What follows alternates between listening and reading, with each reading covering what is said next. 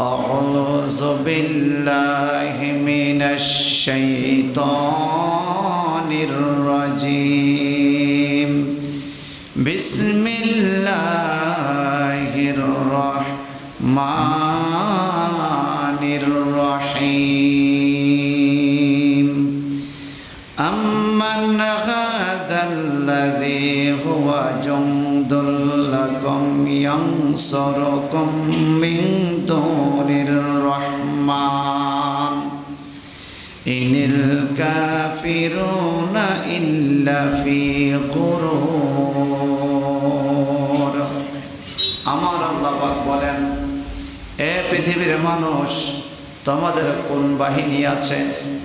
কে আছে এত শক্তিশালী যে আমি আল্লাহ যখন তোমাদের সাথে যুদ্ধ ঘোষণা দিব আল্লাহর মোকাবিলা করবে? কে কে পারবে আল্লাহর সাথে যুদ্ধ করতে? আমার আল্লাহ বলেন, সেগুলো কেউ পারবে না, পরম করুণাময় আল্লাহর মোকাবিলায় কেউ পারবে না। বরং ইনিল কাফিরুনা ইল্লা ফি গুরুর, কাফেররা ধোকার মধ্যে রয়ে গেছে। কেমন ধোকা? ফেরাউন বলেছিল, আনা রব্বুকুমুল আলা, আমি বড় খোদা, আমি তোমাদের খোদার বিরুদ্ধে যুদ্ধ করব। নাউজুবিল্লাহ বলেন, আর জোরে বলেন নাউজুবিল্লাহ। ফেরাউন নাকি বড় খোদা, সে আল্লাহর বিরুদ্ধে যুদ্ধ করবে। আর আমার আল্লাহ কি বললেন? ইন্নাল্লাহা ইসতাফা, আমার আল্লাহ মনোনীত করে দিলেন। কাকে কাকে? দেখেন আল্লাহ বলেন, ইন্নাল্লাহা লা ইস্তাহি আন ইয়াদরিবা মাসালাম মা বাউদাতাম ফামা ফাওকাহা। আল্লাহ বলেন, আমি যুদ্ধ করব তোদের বিরুদ্ধে বড় কোনো বাহিনী দিয়ে নয়, মশা দিয়ে। সুবহানাল্লাহ। কি দিয়ে? মশা। মশা মশা মশা।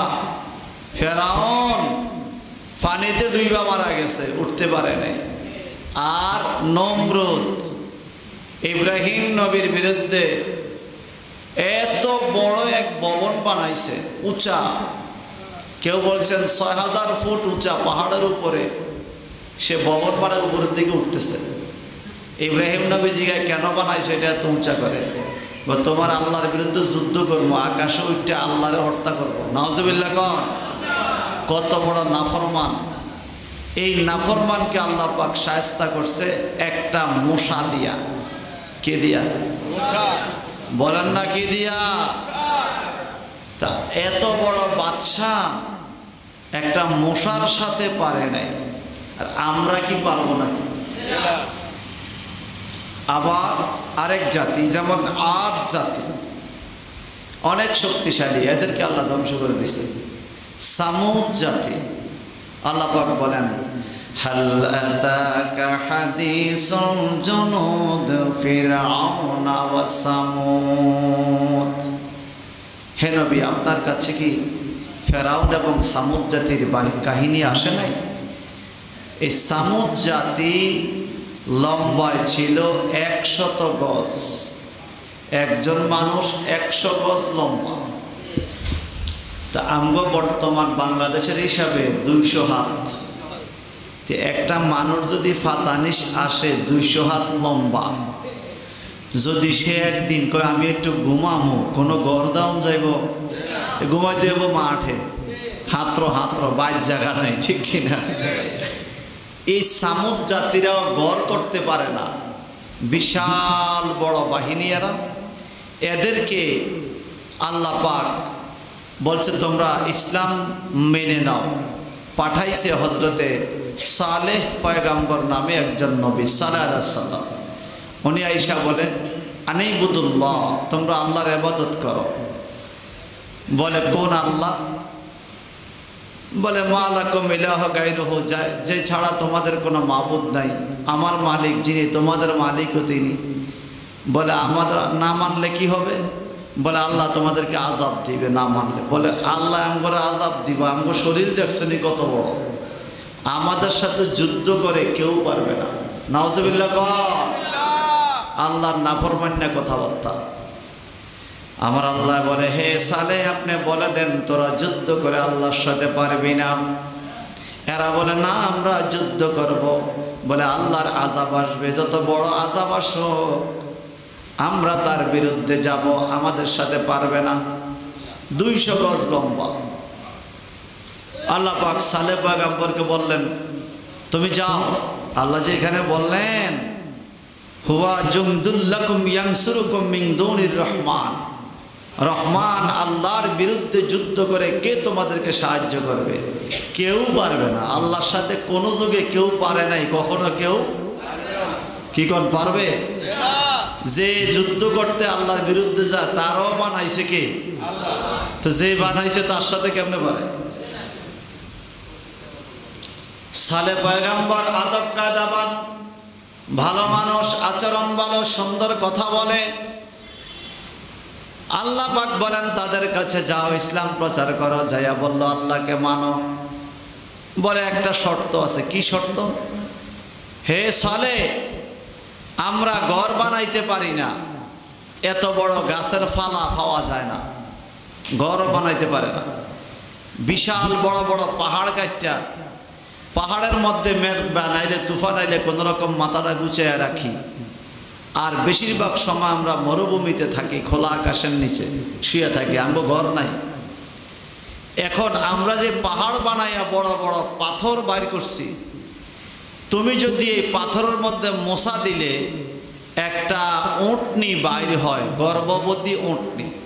এরপরে বাইর হওয়ার পরে যদি এই উটনি একটা বাচ্চা প্রসব করে এবং বাচ্চা প্রসবের পরে আমরা দুধ দহন করব উটের, ওই দুধ যদি খাইতে পারি, টেস্ট করব, যদি খাওয়ার উপযুক্ত হয় তাহলে আমরা বুঝবো তুমি সালেহ নবী, তোমার আল্লাহ ঠিক আছে, আমরা মানব। আর যদি না পারো তাহলে আমরা মানব না। উট বাইর করবো কোথায় থেকে? আপনারা কি আমার কথা বুঝেন? পাথরের ভিতর থেকে। বলো চলো। আল্লাহর পয়গম্বর সাল্লাল্লাহু আলাইহি সাল্লাম চলে গেলেন পাথরের কাছে। পাথরের মধ্যে মশা দিল, পাথরটা 2 ভাগ হইয়া একটা গর্ভবতী উটনি বাইর হইয়া গেল। এখন এই 200 গজ লম্বা মানুষটি একটা আরেকটার দিকে তাকায়, কিরি এটা কেমনে সম্ভব? মনে করছি পারতো না, তো ফাইরে গেছে। বলেন নবীরা পারে? নবীদেরকে পারার যোগ্যতা দিছে কে? আল্লাহ। এটা মুজিজা। এটা কি? মুজিজা। যেটা আমাদের নাই, এটা নবীদের আছে। এখন এই উটনি বাইরে হইয়া শুয়া গেল, একটা বাচ্চা প্রসব করলো। বলে দহন করো। এইবার উট দোয়াইতে গেছে, যত বান্ড আনতেছে দোয়াইতেছে, দুধ বন্ধ হয় না, দুধ আসতেছে। খাইতে খাইতে খাইতে খাইতে 72,000, 70, কেউ বলছেন 72,000 সামুদ জাতি পেট বইরা দুধ খাইছে। একজনে কতটুকু খাইছে একটা হিসাব দেয়। 200 হাত লম্বা মানুষটার ফ্যাট অন্তত 50 হাত হইতো না, বা 40 হাত। 40 হাত লম্বা যদি ফ্যাট হয়, পাশ কদ্দুর পার যদি 20 হাত হয়, তাহলে আমার মসজিদের এত বড় হইব তো মনে ফ্যাটটা। 40 হাত লম্বা, 20 হাত পাশ, গুদামটা পুরাইছে দুধ খাইয়া। একজনে কত মন খাইছে? এইভাবে 70-72 হাজার লোকে দুধ খাইছে। একটা মোটের দুধ দিছে কে? আল্লাহ। আল্লাহ, আল্লাহু আকবার বলেন। আল্লাহু আকবার। আমার নবীজি একদিন মরুভূমিতে গেলেন।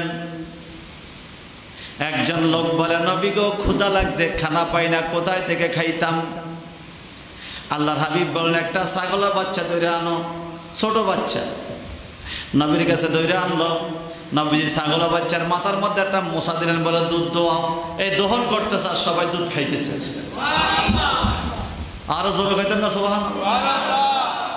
এই জন্য একটা ছন্দ আছে, শুকনা গাছে ফুল ফোটেল, শুকনা জাগায় গাছে জনে মিল, শুকনা স্তনে দুধ জমিল, দয়াল নবীর ইশারায়। আল্লাহুম্মা সাল্লি আলা সাইয়্যিদিনা سيدنا محمد نبي জোরে জোরে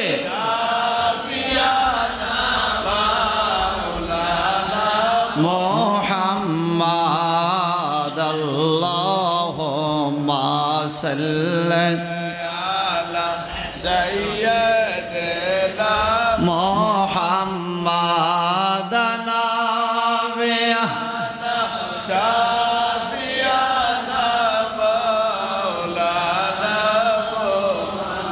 তাহলে ছোট বাচ্চার থেকেও দুধ সংগ্রহ করা এটা নবীদের মুজিজা, ঠিক কি না? পাথরের ভিতর থেকে ওটনি বের করা নবীদের মুজিজা, দুনিয়া থেকে চন্দ্র দুই টুকরা করে দেওয়া এটা নবীর মুজিজা। সুবহানাল্লাহ বলেন। ভাইজান আমার এবার দুধ দহন করলো, বলে তোমরা কি বুঝ পাইছ? বলে বুঝ পাইছি, তবে আমরা 2-3 দিন দেখে লই, 2-3 দিন দেখবো আর এরপরে মানবো। বলে ঠিক আছে তোমরা দেখো, আমি চলে যাই, তোমরা ভাবো আল্লাহ যে আছে এটা বুঝো। সুবহানাল্লাহ কোন মূর্তি পূজার কইরো না, আল্লাহ যে আছে বুঝো। তবে এই ওটের সাথে বেয়াদবি কইরো না, এটাকে খানা দিও, শুধু দুধ খাইলে এবার এটারে খানাও দেওয়া লাগবে। বলো ঠিক আছে যাও। উনি চলে আসলো, সন্ধ্যাবেলায় খানা দিব। এখন এলাকার বিভিন্ন জমলার লতা পাতা যা আছে সব দিতেছে, এটা শুধু খাইতেছে, খানা বন্ধ হয় না।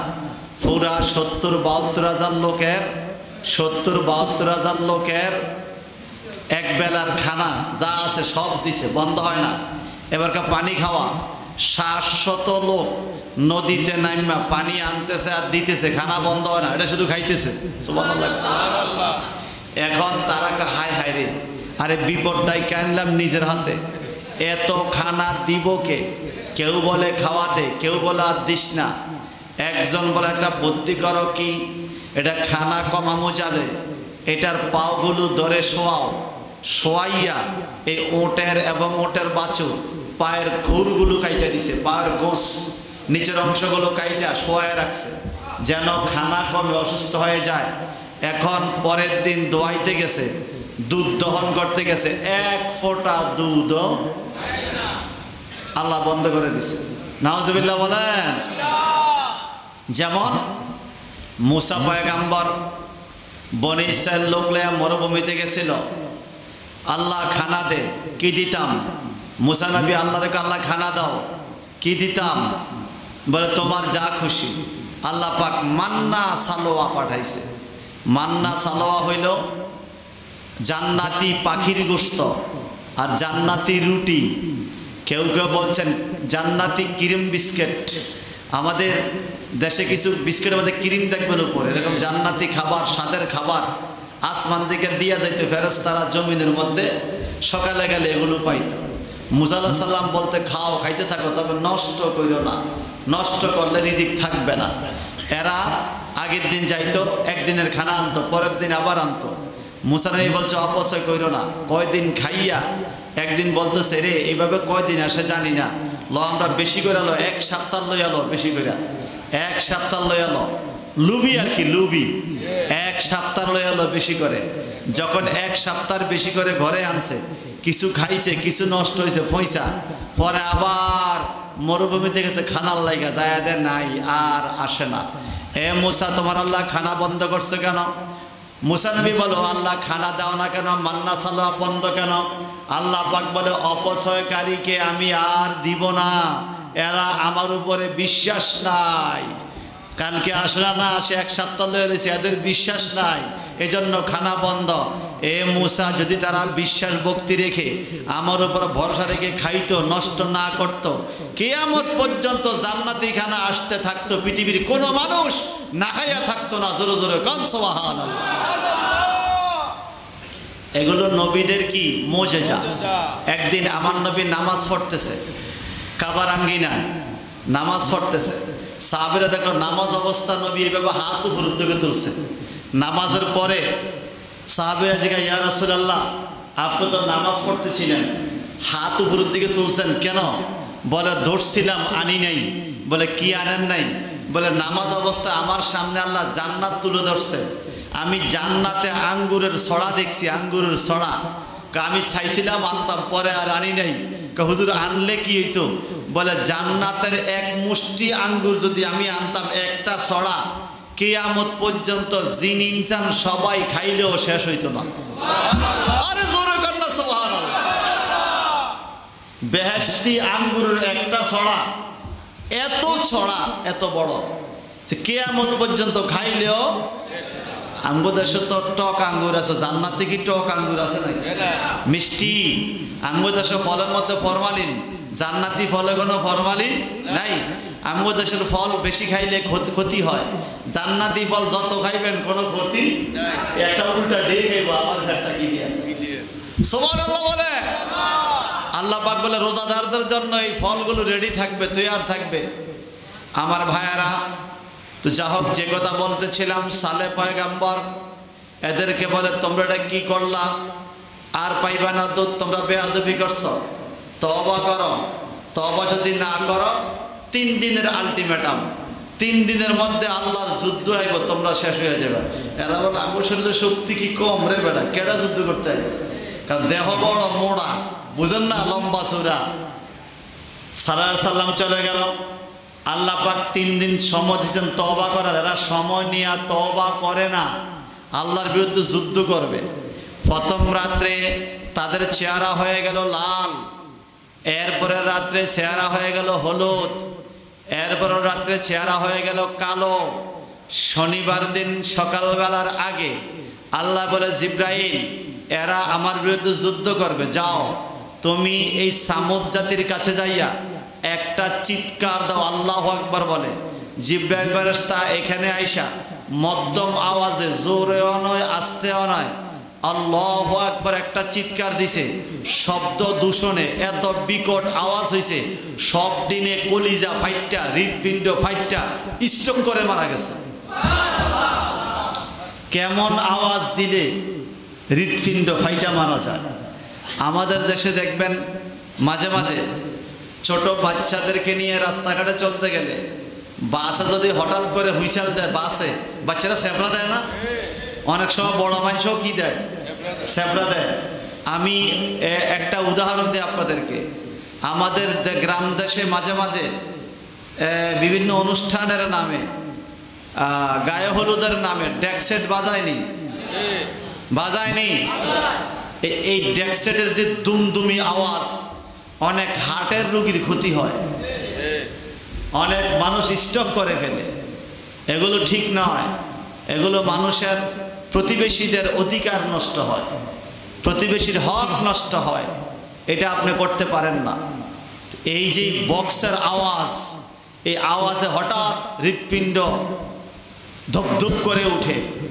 ঠিক এইভাবে সামুদ জাতি হৃৎপিণ্ড ফেটে, কলিজা ফেটে সবাই মারা গেছে। আল্লাহ বলে জাসিমিন, জাসিমিন মানে আমরা সেজদার মধ্যে যেরকম আটকে দিয়ে পড়ে থাকি, সব আটকে দিয়ে পড়ে গেছে। চিৎকার দিকর না আল্লাহু আকবার।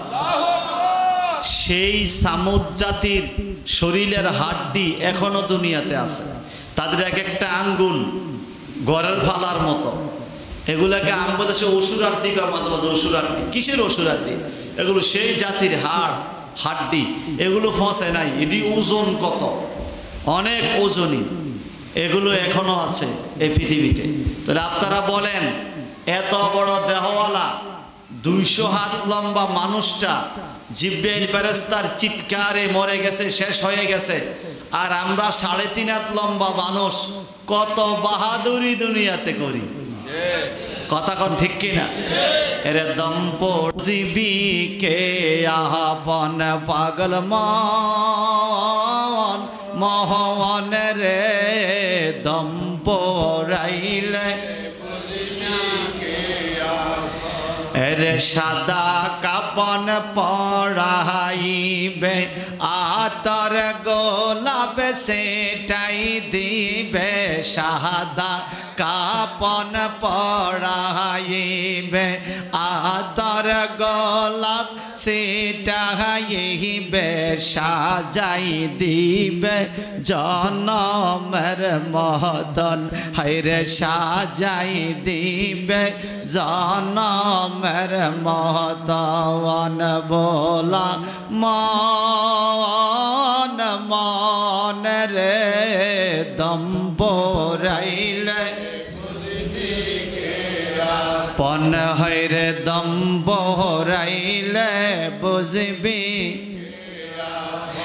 আরে সতর দিকে মাটির ঘর সবাই তোমার হইবে পর সতর দিকে ঘর হইরে সবাই তোমার হইবে পর কি যে উপায় জানে নিরঞ্জন সেদিন কি যে উপায় জানে নিরঞ্জন ভোলা মন মন রে দম্ব রাইলে বুঝবি কে আপন হায়রে দম্ব রাইলে আমার আল্লাহ বলেন ইনিল কাফিরুনা ইল্লা ফি গুরুর বলে কাফেররা ধোঁকার মধ্যে আছে কি ধোঁকা দেখেন যারা মূর্তি পূজা করে এদের মূর্তি পূজার কারণ কি তাদের গুরু ঠাকুররা বলে দিছে যে কিয়ামতের ময়দানে এই মূর্তিগুলো আল্লাহর কাছে তোমার পক্ষে সুপারিশ বলবে নাউজুবিল্লাহ কোন তো সুপারিশ বলবে যেহেতু মূর্তিগুলোরে খুশি করা এরা আল্লাহর সাথে শিরক করে মূর্তিরে খুশি করতে চায় তো আল্লাহ বলে এরা গুরুর মানি ধোঁকার মধ্যে আছে এরা বুঝে না বুঝতেও চায় না কথা বলেন ঠিক কিনা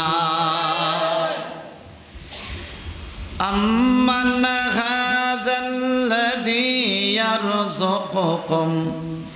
ইয়ারযুকুকুম ইন আমসাকা রিজকাহ বাল লাজ্জু ফি উতুওয়িন ওয়া নুফুর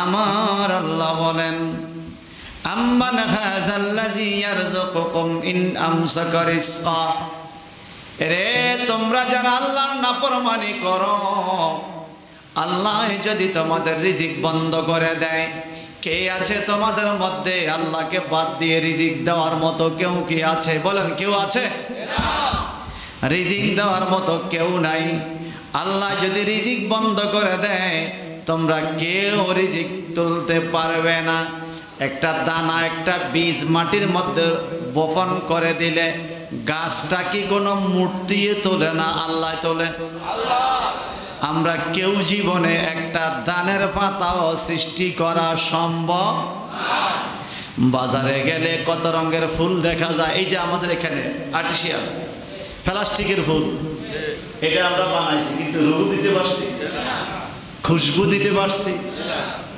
আমার আল্লাহ কত সুন্দর ফুল বানায় পাতা বানায় গাছ বানায় একটা গাছের দিকে তাকাইলে আল্লাহর কুদরতের কথা চিন্তা করলে ওই মানুষটা কোনোদিন আর নাফরমানি করতে পারে একটা ছোট বাচ্চা এত ছোট একটা বাচ্চা কেমনে এত বড় মানুষ হয়ে গেল সুবহানাল্লাহ সুবহানাল্লাহ গাছের গোড়ায় পানি দিলে গাছটা বড় হয় বাচ্চার পায়ে কি পানি ঢালছেন আমার আল্লাহ দিন দিন বড় করতেছে আবার এই গাছটাকে বড় করতে যেরকম পানি লাগে এই মানুষটাকে বড় করতেছে আল্লাহ বাগাবার রিজিক দিয়া তো আল্লাহ বলে রিজিক যদি আমি বন্ধ করে দেই তোমাদের কারো শক্তি নেই যেমন মুসা পয়গম্বর আমলে মান্না সালোয়া রিজিক দিয়েছিল বন্ধ করে দিয়েছে আজ পর্যন্ত জান্নাতি মান্না সালোয়া আর কেউ আনতে পারে না কেউ পারে না হে আমার ভাইরা আমার আল্লাহ তাবারক ওয়া তাআলা বলেন এই রিজিক বন্ধ করে দিলে কেউ আনতে পারবে না আর বাল্লাজ্জু ফি উতুওয়িন ওয়া নুফুর বরং তারা অবাধ্য এবং ঋণের মধ্যে অবিচল হয়ে আছে। বলে কেমনে? আল্লাহ তাআলা কাফির ও মুমিনের মধ্যে দৃষ্টান্ত বর্ণনা করে বলেছেন, কাফেররা আছে খারাপ জায়গায়, মুমিনরা আছে ভালো জায়গায়। মুমিনরা মারা গেলে জান্নাত পাবে, আর কাফেররা মারা গেলে জাহান্নাম পাবে। একটু চিৎকার দি কোন আল্লাহু আকবার। আল্লাহর কাছে শুকরিয়া যে আমরা মুমিন হইছি। এই যে আল্লাহ আমগরে বিনা দরখাস্তে মুমিন বানাইছে। আল্লাহ পাক যদি আমাদেরকে হিন্দুর ঘরে পাঠাইতো, আমরা হিন্দুই হইতাম। খ্রিস্টানের ঘরে পাঠাইলে খ্রিস্টানে হইতাম। আমগো কপালটা কত ভালো, আল্লাহ আমগরে মুসলমানের ঘরে পাঠাইছে, আমরা মুসলমান হইছি। হাদিস শরীফে আছে, পৃথিবীতে যত সন্তান আসে প্রত্যেকটা সন্তান প্রথম ইমানদার অবস্থা আসে। হিন্দুদের বাচ্চারাও বিশ্বাসী অবস্থা আসে, ইমানদার। পরে তার বাপে মা যা শিখায় সে তাই শিখে। তো আমার পাশের হিন্দু বাড়ির আমার দোস্ত, আমরা একত্রে এক স্কুলে পড়ি, এরকম আছে না? তো সেই দোস্ত আর আমি একই টাইমে দুনিয়াতে আসছি, এক বয়সী। সে আসছে হিন্দুর ঘরে, আমি আসছি মুসলমানের ঘরে। আমরা একই স্কুলে পড়ি, একই ক্লাসে পড়ি, কিন্তু হিন্দুর ঘরে আসার কারণে সে আল্লাহর বিরোধিতা কাজ করে, শিরক করে। আর মুসলমানের ঘরে আসার কারণে আমি আল্লাহকে সিজদা করি। আমার কপালটা কত ভালো, ঠিক কি না? আমার ভাইয়েরা, আমার আল্লাহ পাক এই সূরা মুলুকের 22 নম্বর আয়াতে বলেন, আফামান ইয়ামশি মুকিব্বা আলা ওয়াজহিহি আহদা আম্মান ইয়ামশি সাওয়িয়ান আলা সিরাতিম মুস্তাকিম।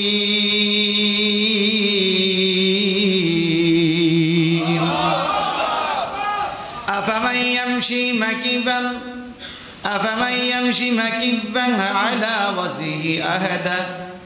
আমার আল্লাহ পাক বলেন, তবে কি সেই ব্যক্তি যে আপন মুখমণ্ডলের উপর বর করে রুজু হয়ে চলে, কেমন রুজু? আল্লাহ বলে ওয়াজহি আহাদা আম্মা ইয়ামশি সাওয়িয়া।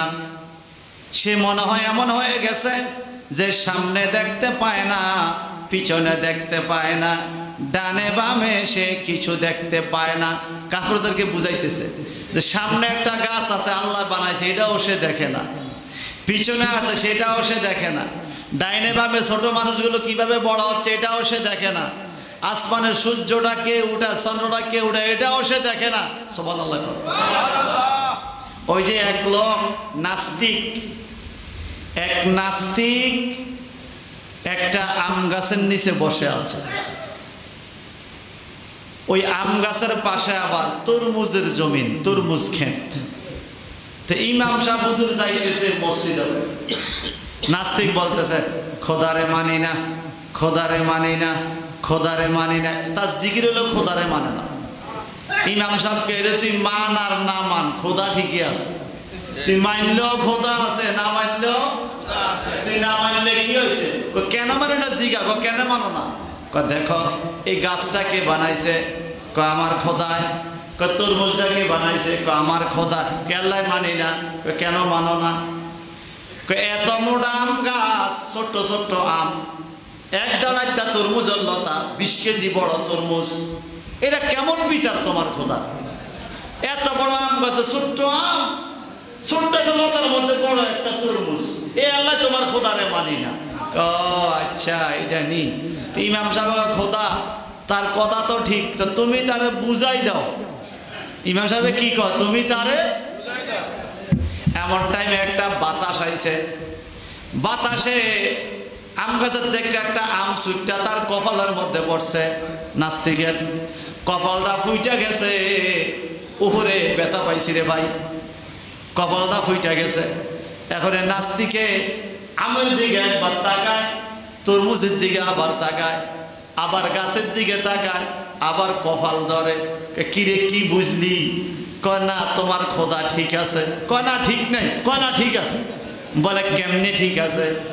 তোমার খোদা যদি আমার মতো করে এই ছোট গাছ, ছোট আম গাছের মধ্যে না দইরা যদি তরমুজের মতো বড় আম গাছের মধ্যে ধরতো ওটা পড়লো তো আমি মরে যাইতাম। ভালো হয়েছে ছোট আম ধরছে, আমি মরি নাই, ব্যথা পাইছি। বুঝছস তো বুঝছ, মায়ের খাইয়া বুঝছ। কি খাইয়া বুঝছ? মায়ের খাইয়া বুঝছ। এই জন্য আমার আল্লাহ মাঝে মাঝে ধাক্কা ধুক্কা দেয় বন্দারে, বুঝেন না? ধাক্কা ধুক্কা কি বুঝছেননি? যেমন আমি বলি, আল্লাহ পাক বলেন ওয়ালানাবলুওয়ান্নাকুম বিশাইইম মিনাল খাউফি ওয়াল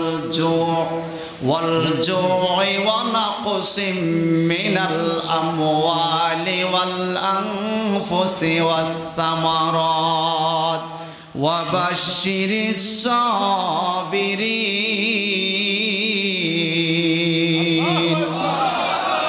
আমার আল্লাহ বলেন ওয়ালানাবলুওয়ান্নাকুম বিশাইইম মিনাল খাউফ, এ জগতের মানুষ, তোমাদেরকে আমি আল্লাহ অবশ্যই পরীক্ষা করি, ভয় দিয়া, সম্পদ কম দিয়া, রোগ ব্যারাম দিয়া, বিভিন্নভাবে আমি পরীক্ষা করি।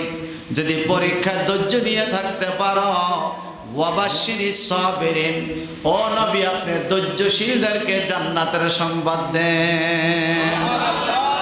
আচ্ছা বলেন তো, ধনী বানায় কি? আল্লাহ। আবার আপনারা যে গরিব বানাইছে এটাও কি বানাইছে? আল্লাহ। আল্লাহ। মনে রাখবেন, রোগ ব্যারাম হইলে, অসুখ বিসুখ হইলে আল্লাহ নাফরমান্য কথা কইবেন না, আলহামদুলিল্লাহ কইবেন। কারণ আল্লাহ আপনারা ভালোবাসে। কি করে? ভালোবাসে, মহব্বত করে, ভালোবাসে। হাদিস শরীফে পাওয়া যায়, রাস্তা দিয়ে হাঁটার টাইমে যদি পায়ের মধ্যে ছোট একটা কাঁটাও বিধে আলহামদুলিল্লাহ বলবেন, কারণ ছোট একটা কাঁটার আঘাতে আল্লাহ পাক আপনার একটা গুনাহ মাফ করছে। রোগ ব্যারাম হইলে গুনাহ মাফ হয়, অসুখ বিসুখ হইলে গুনাহ মাফ হয়। মনে রাখবেন, ইমানদাররা আল্লাহ কঠিন কঠিন পরীক্ষায় ফেলায়। আল্লাহ পাক যাচাই করে, আল্লাহ খাঁটি করে, কারণ খাঁটি স্বর্ণকে ভালো করে জ্বালাইয়া যাচাই করতে হয়।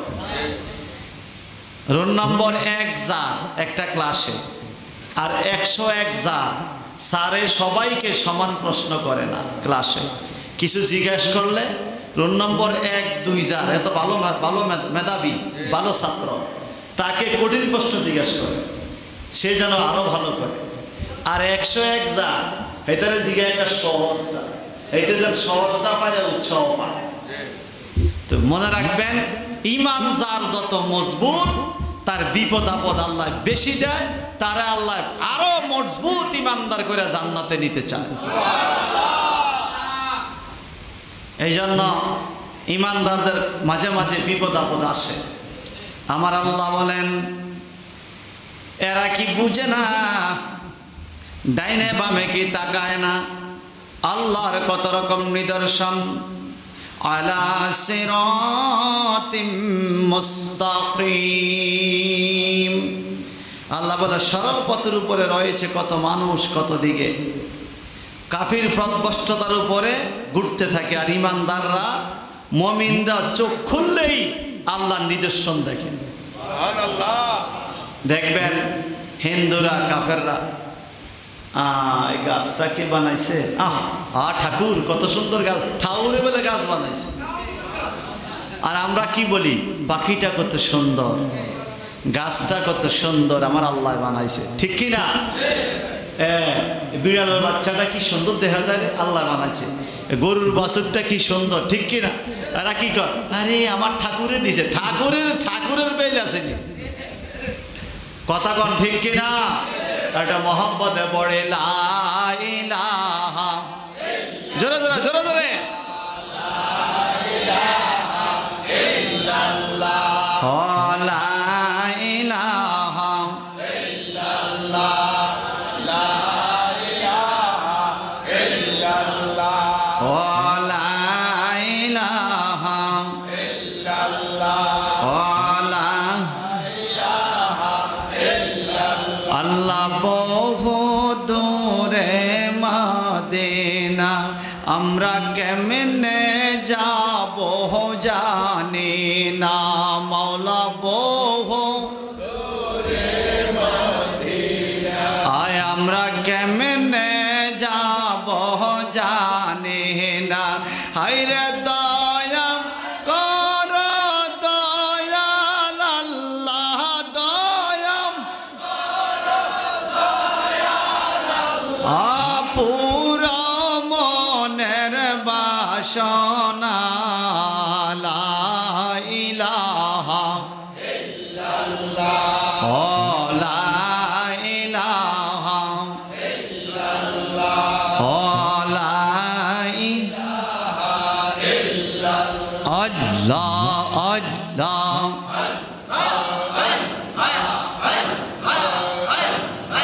তৈয়া আমার যে বনের মরশদ তৈয়া আমার যে বওয়ান আল্লাহ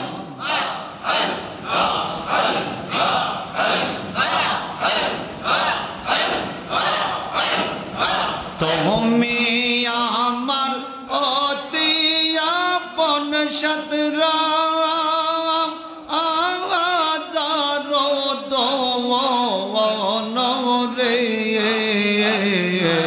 আল্লাহ আল্লাহ তুই আমার যে বন্দে দয়াল তুই আমার যে বওয়ান আল্লাহ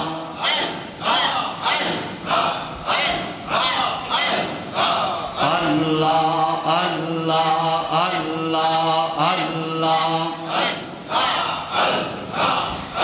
লা ইলাহা ইল্লাল্লাহ মুহাম্মাদুর রাসূলুল্লাহ সাল্লাল্লাহু তাআলা আলাইহি ওয়াসাল্লাম। বলেন বলেন আল্লাহ ছাড়া আর কোনো মাবুদ আমার আল্লাহ বলেন قل هو الذي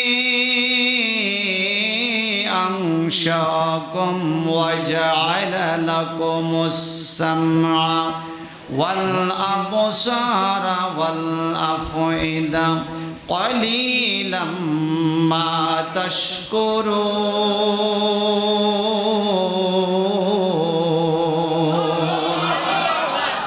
আমার আল্লাহ সূরা মুলকের 23 নম্বর আয়াতে বলেন ওল হে নবী আপনি বলুন হুয়াল্লাযী তিনি হন সেই জাত সত্তা আনশাকুম যিনি তোমাদেরকে সৃষ্টি করেছেন।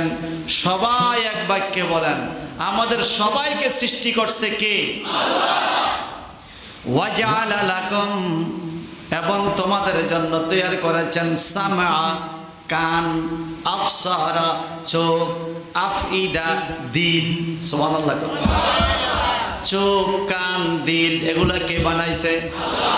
তা আল্লাহকে চোখ দিয়া তাকা কত কিছু দেখা যায়, কান দিয়া শোন কত কিছু শোনা যায়, দিল দিয়া বাইবা দেখ কত কিছু অনুভব করা যায়। তোমরা চোখ কান দিল দিয়া চতুর্দিকে দেখো, আমি আল্লাহর কুদরত দেখতে পাবে, তখন আমি আল্লাহর প্রতি বিশ্বাস আসবে। এরপরও তারা মানতেছে না, তখন আল্লাহ কি বলছে জানেন?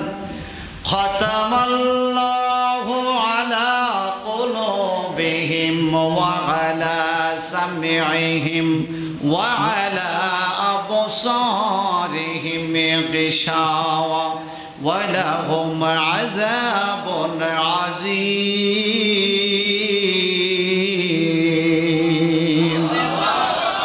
আমার আল্লাহ বলেন খাতামাল্লাহু আলা কুলুবিহিম, আল্লাহ তাদের অন্তরে মোহর মাইরা দিছে, সিল মাইরা দিছে। ওয়ালা সামিহিম কানের মধ্যে মোহর মারছে, ওয়ালা আবসারিহিম গিশাওয়া চোখের মধ্যে পর্দা পড়ছে।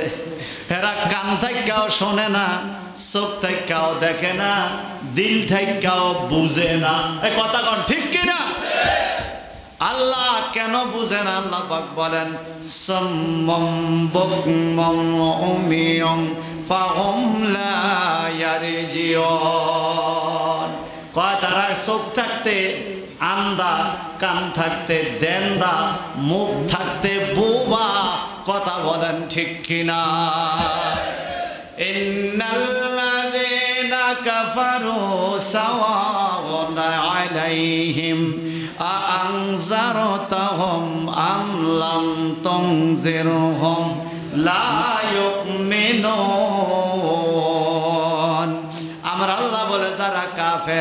এদেরকে বুঝাইলে যেমন না বুঝাইলেও তেমন, এদেরকে উপদেশ দিলেও যেমন না দিলেও তেমন।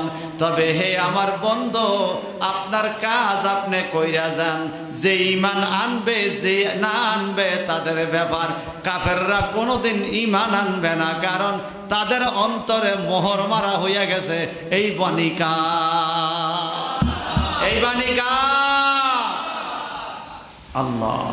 আল্লাহ পাক বলেন ক্বালিলাম মা তাশকুরুন। এদের মধ্যে খুব অল্প সংখ্যক লোক আছে যারা কৃতজ্ঞতা প্রকাশ করে। অল্প সংখ্যক লোক আল্লাহ তাআলার প্রদত্ত শক্তি অনুধাবনের উপকরণগুলোকে ওই কাজে লাগায়নি যারা, সেগুলো তারা দান করা হয়েছে, আল্লাহ পাক দান করেছেন। এই কারণে তারা শিরক এবং কুফরের মধ্যে নিহিত আছে। তারা অধিকাংশ লোক কৃতজ্ঞতা প্রকাশ করে আর অধিকাংশ লোক কৃতজ্ঞতা প্রকাশ করে না। এই কথাটা বুঝেন। আমাদের দেশের হিন্দুরাও বলে আল্লাহ আছে, এটা জানেন আপনারা? হিন্দুরাও কিন্তু আল্লাহ আছে এটা বলে। এরপরেও তারা মূর্তি পূজা করে আল্লাহরে খুশি করার লাগে। আল্লাহ বলে লা তুশরিকু বিল্লাহি শাই, আল্লাহর সাথে কোনো কিছু শরীক করা যাবে না, একমাত্র সেজদা করবে আল্লাহকে। কাকে বলেন? সেজদা পাওয়ার মালিক কে? আল্লাহকে ছাড়া কি আর কাউকে সেজদা করা যায় না? ইরশাদ হচ্ছে ওয়াসজুদি ওয়ারকাই মা'আর রাকিঈন। হে দুনিয়ার মানুষ, তোমরা আমি আল্লাহকে সেজদা করো, আমি আল্লাহকে রুকু করো রুকুকারীগণের সাথে। কাকে সেজদা করব? আল্লাহরে সেজদা করলে আল্লাহ কত খুশি হয়। সুবহানাল্লাহ বলেন। কুল হুয়াল্লাযী যারাকুম ফিল আরদ। আল্লাহ বলে হে নবী আপনি বলেন তিনি সেই আল্লাহ যিনি তোমাদেরকে পৃথিবীতে বিস্তার করেছেন। ওয়া ইলাইহি তুহশারুন, এবং তোমাদেরকে আবার তিনি তোমাদেরকে আল্লাহর কাছে নিয়ে যাবে।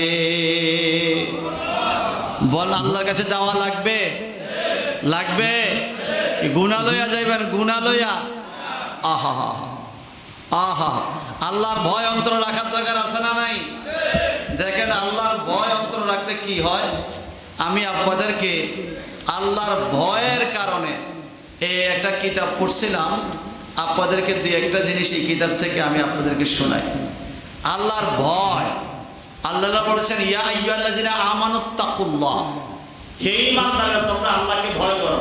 সূরা মুলকের মূল প্রতিপাদ্য বিষয় হলো অন্তরে আল্লাহর ভয় আনা। কার ভয়? আচ্ছা বলেন, যার অন্তরে আল্লাহর ডর আছে, ভয় আছে, সে সারাদিন রোজা রেখে আসরের টাইমে কি খাইয়া লাগব? কই বলতে পারে মরে যাবো, মরে যাই, রোজা রেখে মরে যাই। এ কথা কোন ঠিক নেই? আমি তো আল্লাহ কাছে সবসময় বলি মারান্তা দে বাহারে আল্লাহ রমজান মাসে দিও, মারান্তা দে বাহারে আল্লাহ নামাজের সেজদায় দিও। মরণ তো আছে নাকি নাই? তোমার তো লাগবেই। আল্লাহ রোজা অবস্থায় মরণটা দিও। আল্লাহ রোজা অবস্থায় তোমার কাছে যাইতে চাই। সুবহানাল্লাহ। আল্লাহু আকবার।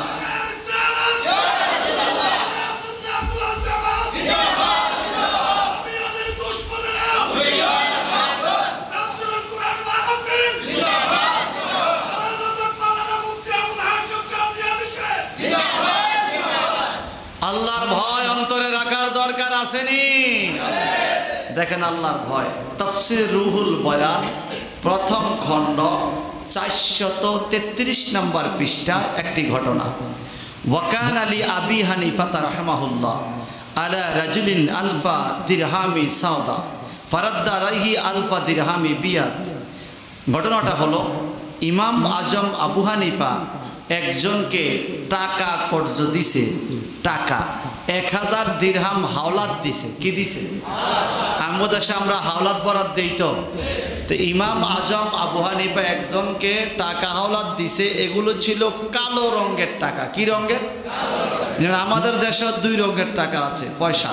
একটা গোল্ডেন কালার আছে, পিতল কালার, আরটা আছে রূপা কালার আছে। তৎকালীন সময় কালো রং সাদা, সাদা রং, দুই রঙের পয়সা আছিল। ইমাম আজম আবু হানিফা কালো রঙের পয়সা হাওলাত দিছে।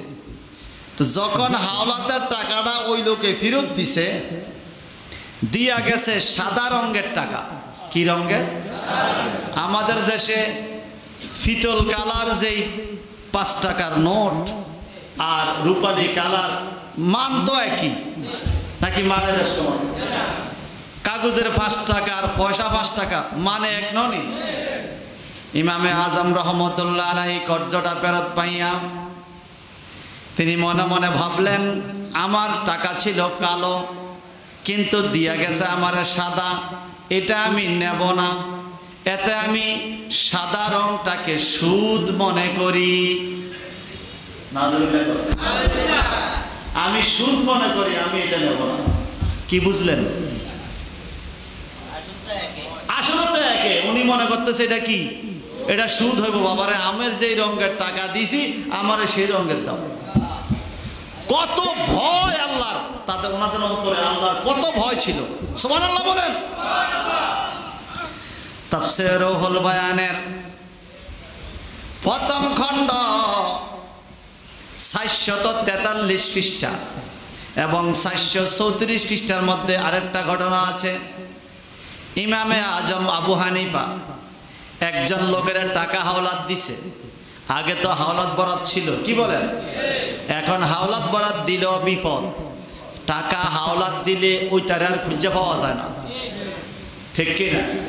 এখন এই জন্য টাকা থাকলে অনেকে মানা করে, বা দেওয়া যেত না, কৌশলে মানা করে। টাকা হাওলাত বরাত দেওয়া এটা সওয়াবের কাজ। আপনি ধরেন 1 মাসের জন্য 2 মাসের জন্য কাউকে টাকা হাওলাত দিছেন, কর্জ দিছেন। যেই লোকে আপনার থেকে টাকাটা কর্জ নিছে ওই লোকে যদি ঠিক টাইমে দিয়ে দেয়, তো যতদিন আপনার টাকাটা তার কাছে থাকবে ওই লোকে যত নফল নামাজ পড়বে, নফল ইবাদত করবে, জিকির আজকার করবে, তার সমান সওয়াব আল্লাহ পাক আপনার আমল নামাও দিবে। আমরা তো এই সওয়াব চাই না, আমরা চাই 1 মাস পরে 1000 টাকা 100 টাকা লাভ চাই। নাউজুবিল্লাহ বলেন। হাওলাত বরাত দিলেও সওয়াব আছে, আসেনি? আর সুদে দিলে, সুদে দিলে গুনাহ। সবাই গুনাহ করে না। সুদে দিলে কেমন গুনাহ? 1 টাকা সুদ খাইলে মায়ের সাথে 30 বার জেনার পাপ হয়। সবাই কর নাউজুবিল্লাহ। এইবার আপনি খান যতবার, আল্লাহ আপনাকে হেদায়েত করুন। আমি অন্যান্য গুনার বিষয়ে আমি যেমন পেরেশানি হই বা না হই, আপনি সুদ খেলে জাহান্নামে যাবেন, নামাজ হবে না, রোজা হবে না, এগুলো তো শুনেন, কিন্তু মায়ের সাথে জিনা করেন কেমনে? নিজের মা, তার সাথে আপনি কেমনে জেনা করেন? সুদ খেলে মায়ের সাথে জেনার পাপ হয়। 1 টাকা 30 বার জেনা করা হয়। সবাই কন্যা নাউজুবিল্লাহ। যারা সুদ খাবে এদের মনে কি আল্লাহর ভয় আছে?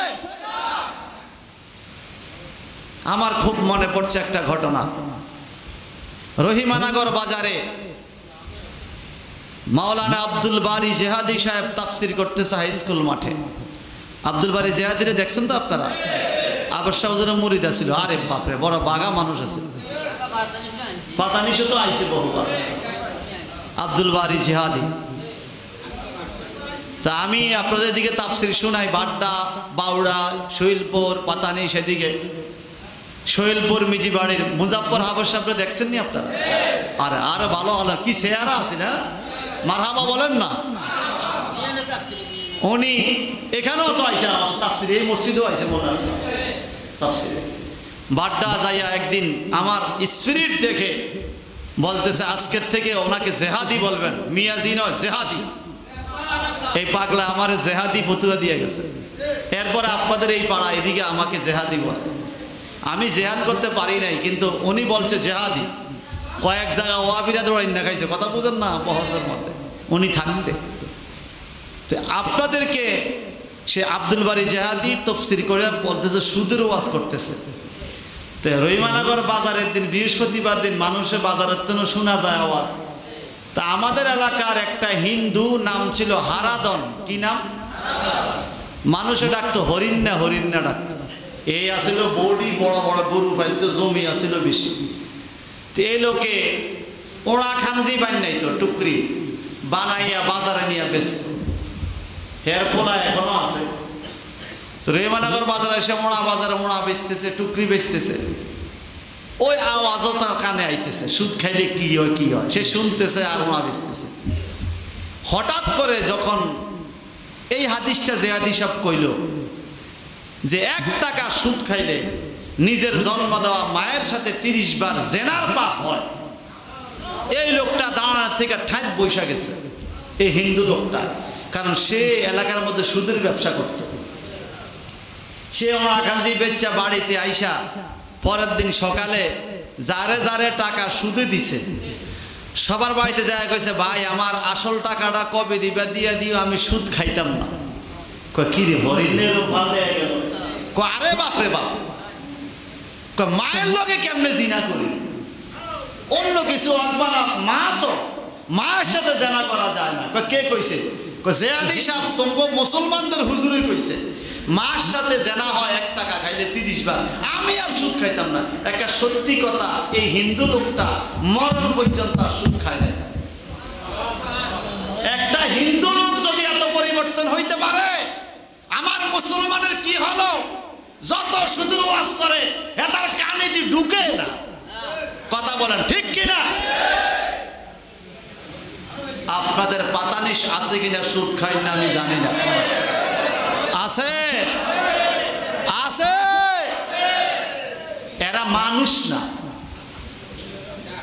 এরা ডাকাইতো না, এরা পশু চাইতো খারাপ। আমার নবীজি বলেন, নবীজির হাদিস অনুযায়ী হাদিস ফতুয়া, যে ব্যক্তি সুদ খায় লা সালাতা লাহু ওয়ালা যাকাতা লাহু ওয়ালা সাওমা লাহু ওয়ালা হাজ্জা লাহু ওয়ালা বিররা লাহু ওয়ালা খিদমাতা লাহু ওয়ালা সাদাকাতা লাহু ওয়ালা ইবাদাতা লাহু। আমি কথাটা আবার বুঝে কই, যে ব্যক্তি সুদ খায় লা সালাতা লাহু, তার নামাজ হয় না, ওয়ালা সাওমা লাহু, তার রোজা হয় না, ওয়ালা হাজ্জা লাহু, তার হজ কবুল হয় না, ওয়ালা ইবাদাতা লাহু, তার ইবাদত কবুল হয় না, ওয়ালা সাদাকাতা লাহু, তার সদকা কবুল হয় না, ওয়ালা যাকাতা লাহু, তার যাকাত কবুল হয় না, ওয়ালা খিদমাতা লাহু, সে ইসলামের খেদমত করবে, মা বাবার খেদমত করবে, কোন ইবাদত বন্দেগী কবুল হবে না সুদ খাওয়ার কারণে। সবাই নাউজুবিল্লাহ বলেন, আরো জোরে বলেন। আমি আমার বুকে হাত দিয়ে বলতে পারি, আমার জামা কাপড় ধরে বলতে পারি, আমার জামা কাপড়ে 1টি টাকা সুদের টাকা নাই। এটা আমি হলফ করে কুরআন ধরে বলতে পারবো ইনশাআল্লাহ। যদি আপনি আপনার নিজের শরীরে নিজের জামা ধরে বলতে পারেন, বুকে ধরে বলতে পারেন আমার কাছে 1টি টাকা সুদের টাকা নাই, আমি বলবো আপনার জন্য আমার নবী হাসর আমাদের অপেক্ষা করবে, আপনাকে জান্নাতে নিয়ে যাবে। আপনার জন্য আমার নবী অপেক্ষা করবে। প্রয়োজনে গাছের শিকড় খাবেন, গাছের পাতা খাবেন, জঙ্গলার ঘাস খাবেন, তবুও সুদ খাওয়া যাবে না। কিন্তু আপনাদের কি জানি হলো, সুদ আর সুদ, কিস্তি মিস্তি লইয়া। আপনারা বলেন তো, কিস্তি লইয়া ধনী হয়েছে আমি এর উপর দেখি নাই, বরং কিস্তি লইয়া সপ্তাহে টেনশন করতে করতে স্টক করছে এরকম লোক দেখছি। সপ্তাহে কিস্তির টাকা জমাইতে যায় স্টক করছে। আবার কিস্তি করে আমরা দুলাভাই কন, বাইসাব কন, ঘরে আইন না খাবার, মাঝে মাঝে মুরগি লইয়া যায়, গরু লইয়া যায়। এই কিস্তির সুদ, সুদখোররা আবার বড় বড় কথা কয়। এই কথা বলেন ঠিক কিনা?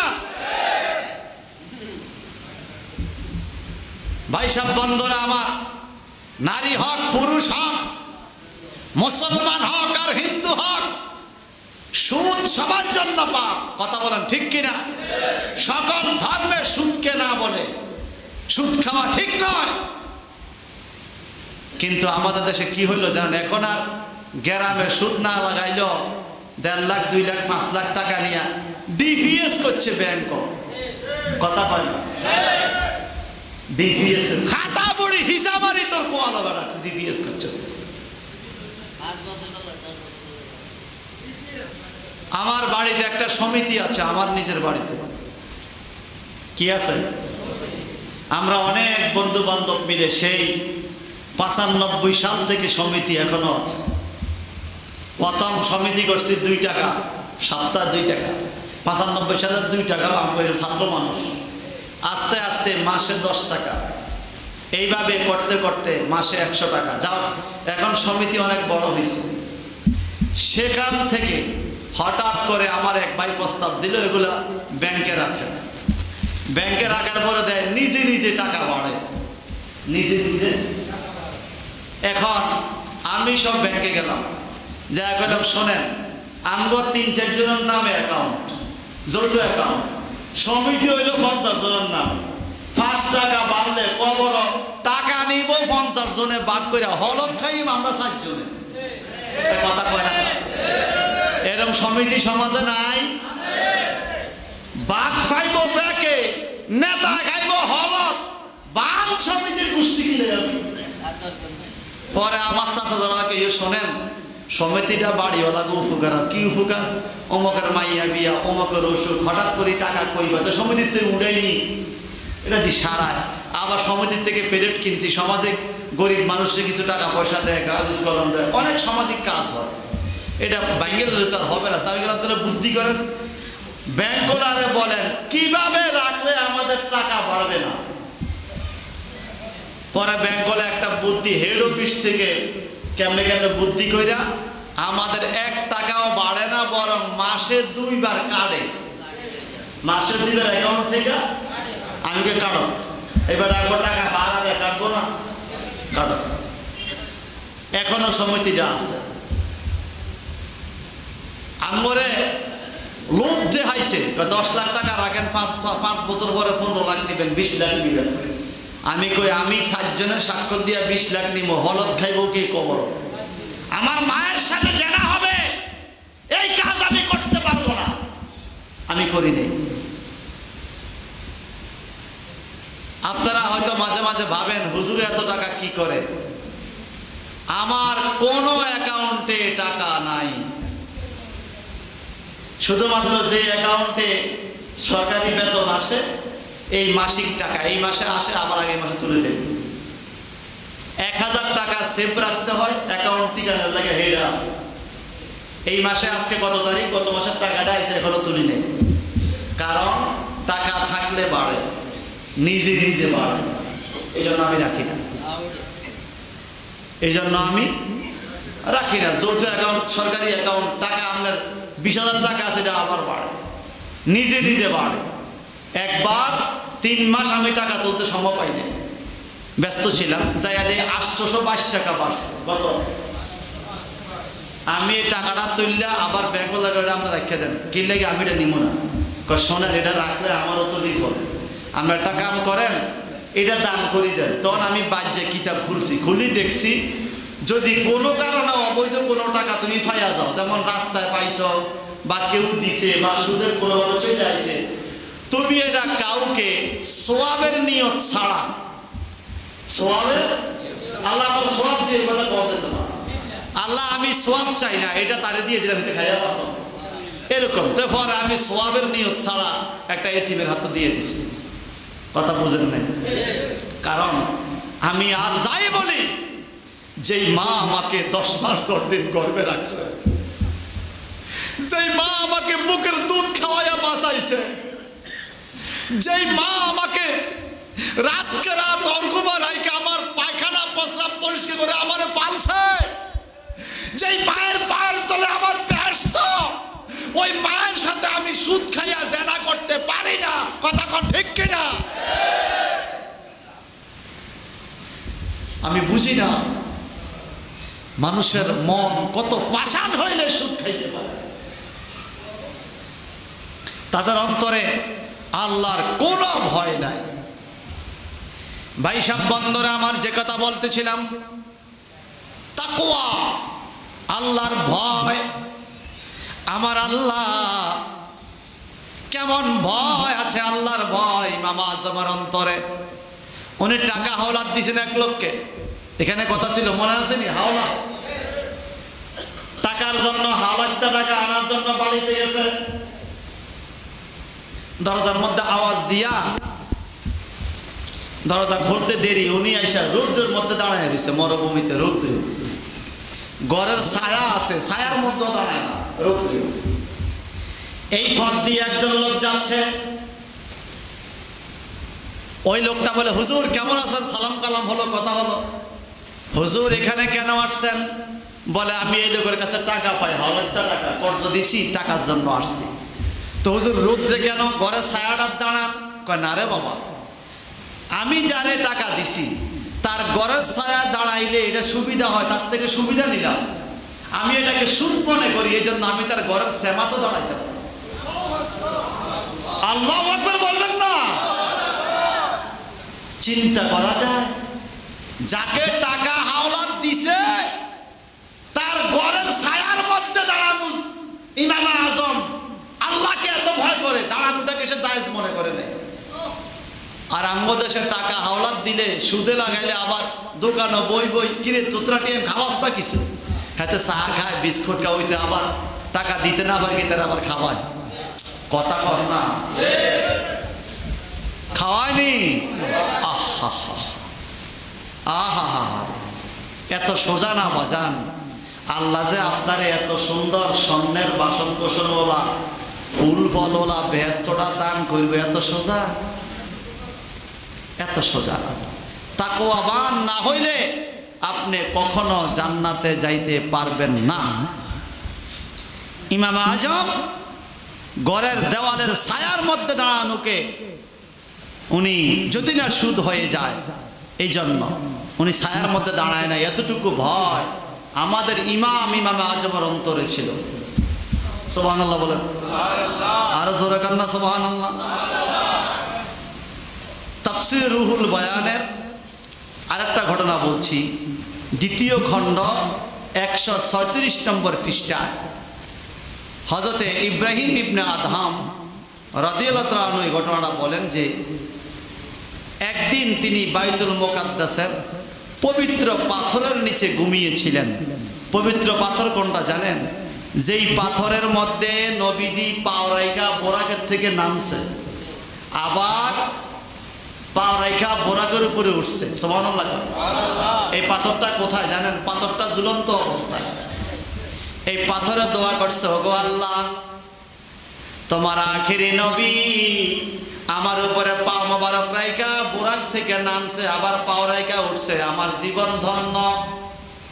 আল্লাহ, তোমার বন্ধু যখন চলে যাবে এখান থেকে, আরো কত মানুষ বাইতুল মুকাদ্দাসে ঘোড়াতে করে উঠে করে আসবে, তারাও আমার উপরে পাও রাইখা নামতে চাইবে। তোমার হাবিবের পাও রাখছে, এটা অপমান বোধ করি আমি ইজ্জত পাইছি, তুমি আমার উপরের দিকে উঠাইয়া দাও, কেউ যেন পাও লাগাইতে না পারে। এই পাথরটা আল্লাহর কাছে দোয়া করছে, আল্লাহ পাথরটা উপরের দিকে উঠাইয়া দিছে, এখনো পাথরটা শূন্যের মধ্যে ঝুলন্ত অবস্থায় আছে। তো ওই ঝুলন্ত পাথরের নিচে যাইয়া ইব্রাহিম আদহাম আল্লাহর ওলি ঘুমাইতেছে। এমন টাইমে স্বপ্ন দেখতেছে বাইতুল মুকাদ্দাসে ফেরেশতারা আসছে। কারা? ফেরেশতা আইসা মিটিং করতেছে। তো মিটিং এর মধ্যে একজন ফেরেশতা বলতেছে, জিবরাইল আমিন। কয় কি? আপনি কি আমরা কি সবাই জানি আমরা মানুষ ছাড়াও বাইতুল মুকাদ্দাসের এখানে আমরা ফেরেশতা ছাড়াও একজন মানুষ আছে? বলে হ্যাঁ, ইব্রাহিম আদম তো শুয়ে রয়েছে। আজকে তার ইবাদত কবুল হয় নাই। ইব্রাহিম আদম বলে আজকে ইবাদত কবুল হয় না, আমার ফেরেশতারা বলতেছে। আরেকজন বলতেছে কেন? বলে উনি আজকে বাজারে গেছিল, বাজারে দোকানদারের চাইতে খেজুর কিনছে। কি কিনছে? খাজর। মাপের চাইতে অতিরিক্ত একটা খাজর ওনার ব্যাগের মধ্যে চলে আইছে, উনি দেখছে, তো মনে করছে একটা অতিরিক্ত আইছে, কি হয়েছে?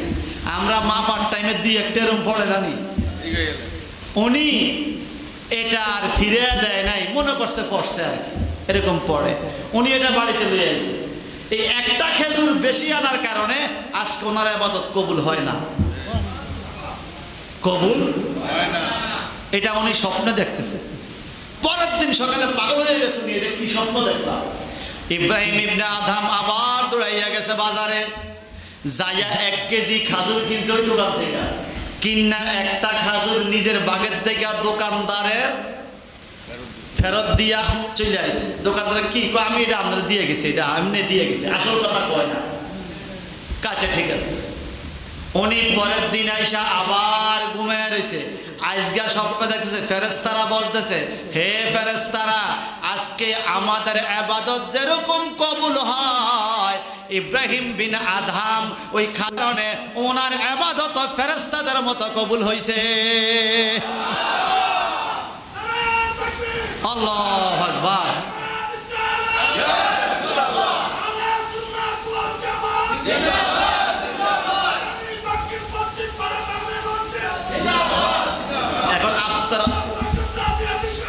এখন আপনারা বলেন তো, আমগো মধ্যে কি এমন ভয় আছে? বাদামলার বাদাম মাপতে মাপতে 3-4টা ভাঙিয়া খাইয়ে নিয়েছে, আসেনি রে? বুটলার বুট মাপতে মাপতে আপনি খাইয়ে নিয়েছে। ফানওয়ালার ফান কিনতে গেছে, বেটা ফান মাইতে মাইতে বইয়া কিনে দিয়ে 1 কেজি খাইয়ে নিয়েছে। যদি এটা সে মাপ করে দেয়, আপনি বাঁচি গেছেন। যদি তার মনে এটার জন্য হক, এটা হক, যদি তার মনে একটা বাদামের জন্য হক থাকে, আপনি কাবা করে যাইয়া 1000 বার হজ কইরাও যদি আপনি কাবা করে ভিতরেও মারা যান, কিয়ামতের মাঠে আগে একটা বাদামের হক আদায় করতে হবে, এরপরে বাকি হিসাব। কথা বুঝতে পারছেন? এইভাবে তাকওয়াবান হতে হলে আরো দারুণ দারুণ ঘটনা সূরা মুলক থেকে আমি আপনাদেরকে শোনাবো। সূরা মুলকের 30টা আয়াত ইতিমধ্যে আমি 24টা আয়াত পর্যন্ত তাফসীর শুনিয়েছি, আরো 6টা আছে। মারহাবা কর না, আরো যারা বলো না মারহাবা। আমি 24টা কেন খুব খেয়াল করে শোনেন। 7 দিন গেছে, 724, আগামী দিন 6টা, তাহলে কত হইব? 30।